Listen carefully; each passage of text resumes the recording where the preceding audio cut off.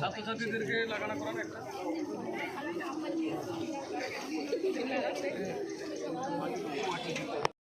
যদি ভারসাম্য রক্ষা করতে হয়, পরিবেশের ভারসাম্য যদি বজায় রাখতে হয়, তাহলে আমাদের সবুজায়নের প্রচুর প্রয়োজন আছে।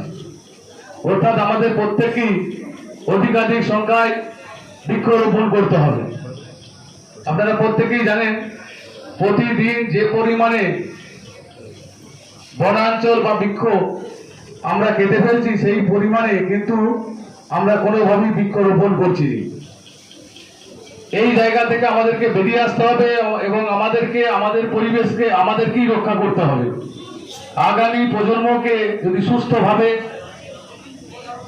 বাঁচিয়ে রাখতে হয়, আমরা যদি সুস্থভাবে জীবনযাপন করতে চাই, তাহলে আমাদের প্রত্যেককেই গাছ লাগানোর উপরে বিশেষভাবে জোর দিতে হবে।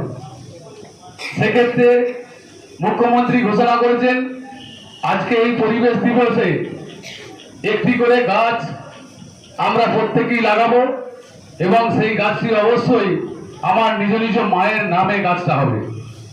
আমরা ছোট থেকে যখন ভূমিষ্ঠ হয়েছি, তারপর থেকে মা আমাদেরকে যেভাবে লালন পালন করে আজকে মানুষ করেছে, আমরা সবাই বড় হয়েছি এই মায়ের স্নেহতে, ঠিক সেমনি করেই উল্টো দিক থেকে আমাদের মাকে শ্রদ্ধা জানানোর জন্য আমাদেরকে একটি বৃক্ষরোপণ করতে হবে। আর সেই বৃক্ষটিকে আমার নিজের মা ভেবে, তাকে আমি যে বড় হয়েছি এবং আমার মা এইভাবে তাকে লালন পালন করে, অর্থাৎ সময়ে গাছটি পরিচর্যা করে জল সার দিয়ে গাছের রোগ হচ্ছে নাকি সেটার উপরে দেখা, এইভাবে আস্তে আস্তে করে গাছটিকে বড় করতে হবে এবং গাছটি আজীবন থাকবে।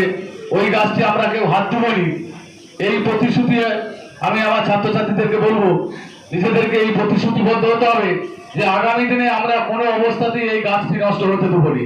এই গাছটি আমার মা। এইভাবে আপনারা সবাই সকলে বাড়িতে আপনাদের স্কুলের শিক্ষক আছেন, প্রধান শিক্ষক আছেন, আপনাদেরকে হয়তো পর্যাপ্ত পরিমাণ আপনাদের যে স্টুডেন্ট আছে, আমার সবারই সুস্বাস্থ্য কামনা করে ছাত্রছাত্রীদের ভবিষ্যৎ আরো বড় হোক, আরো আপনারা ছাত্রছাত্রীরা তোমরা আরো বড় হোক, তোমরা মানুষের মতন মানুষ হও। আর তোমাদের আমি আগের দিনেই বলে গেছি যে তোমরাই সমাজ গড়ার কারিগর হবে। আর তোমরা যে ক্ষেত্রেই কাজ করো না কেন, আমি একটা কথা বলে গেলাম আগের দিনে, যে তোমাদের মধ্যে যেন রাষ্ট্রহিত অর্থাৎ দেশের স্বার্থে কাজ করবো। আমরা ডাক্তার, ঠিক আছে, আমার ব্যক্তিগতভাবে আমি ডাক্তারি প্রফেশনের মধ্যে থাকবো, কিন্তু সেই সেবাটা যেন জনগণ অর্থাৎ দেশের স্বার্থে হয়, সেই পরিষেবাটা যে কোনো জায়গাতেই হোক না কেন। আর সবার আগে আমাদের দেশ। এই ভেবে ভাবনা চিন্তাকে জাগ্রত করে নিউ নূর সোফা সেন্টার, এখানে সমস্ত রকম সোফা পাইকারি ও রিটেলে বিক্রয় করা হয়। সমস্ত সোফা নিজস্ব কারখানায় তৈরি করা হয়। প্রোপাইটার হানিফ হোসেন খাঁ ও রুহুল হোসেন খাঁ, বড়ডোঙ্গল হাটতলা সিনেমা হলের সন্নিকটে, হুগলি। যোগাযোগ 7797170093 এবং 9382003105।